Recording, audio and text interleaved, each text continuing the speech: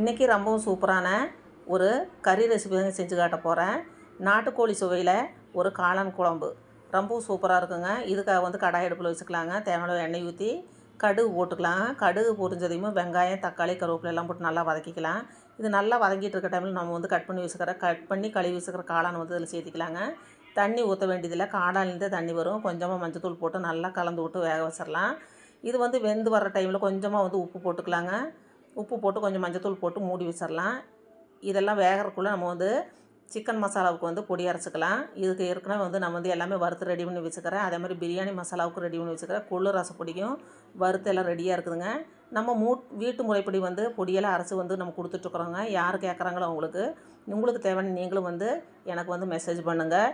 இப்போ வந்து chicken masala ready ஆகிடுச்சு. நானும் வறுத்து எல்லாமே அரைச்சாச்சு. தேங்காவே ஊற்றாமல் நாட்டுக்கோழி சுவையில் சூப்பரான ஒரு குழம்பு ரெடி ஆகிடுச்சு. நீங்களும் இதே மாதிரி ட்ரை பண்ணி பார்த்துட்டு பிடிச்சிருந்தா லைக் பண்ணி சப்ஸ்கிரைப்